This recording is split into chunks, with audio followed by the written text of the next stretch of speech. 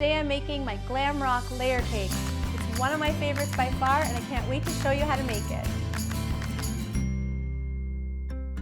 You're going to need 4 layers of dark chocolate cake, 1 batch of vanilla frosting, 1 batch jet black frosting, and of course, a whole bunch of sprinkles.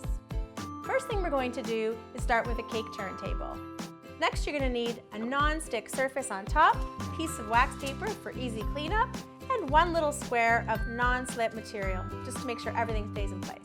Smear a teeny tiny bit of icing on our cake board, just to make sure that our cake layers stay where we need them. Take the first cake layer and place it on top of the cake board, face up. Now I'm going to spread 1/3 of our vanilla brightly colored frosting on top.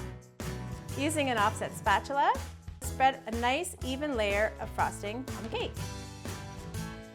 I'm going to repeat this step until I come to the 4th cake layer, which I'm going to place face down.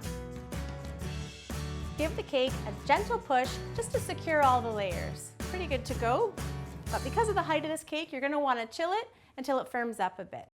Now I've got my chilled cake. It's nice and firm, so I know I can go ahead and apply the crumb coat. Apply a thin layer of the jet black frosting onto your cake. Well, I'd call that a dollop, but I think that's the daddy dollop. You're going to use an offset spatula and a straight spatula. These tools are essential for icing a smooth cake. Start in the middle and gently spread the icing back and forth until it just falls over the edge. Now I'm going to switch over to the straight spatula. This tool is ideal for doing the sides of the cake. And the idea here isn't a perfectly beautiful frosting job, but to seal in any crumbs and any colored frosting, anything that we want to hide before we do our final smooth layer of icing.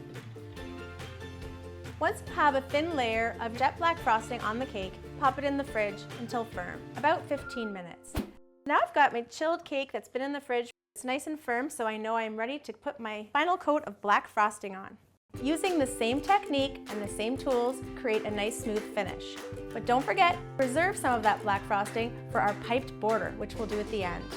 Once you have a nice smooth finish, put that cake in the fridge just until the icing feels slightly tacky to the touch, because we're going to create some magic with our sprinkles and they need to be able to adhere to the side of the cake. Now we're going to pipe the border around the entire top of the cake. Use your pastry bag filled with the reserved black frosting.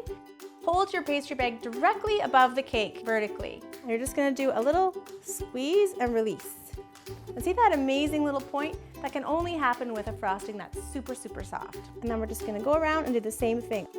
And go all the way around the cake.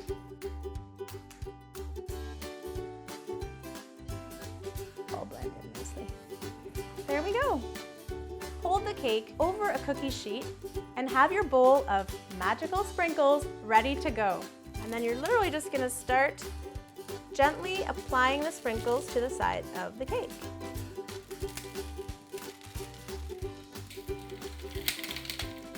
The sprinkle colors pop like crazy. It really is the wow factor and magical.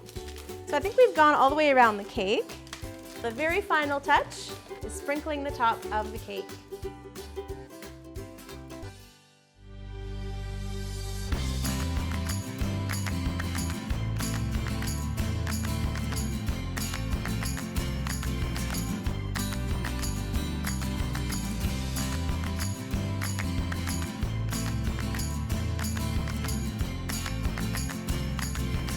Thanks so much for your support, everyone. Be sure to make this Glam Rock cake at home. It's one of my favorites. And if you do, don't forget to share your photos on social media so I can see what you've been up to. Make sure you subscribe to my channel here on Coral for many more Sweetapolita recipes.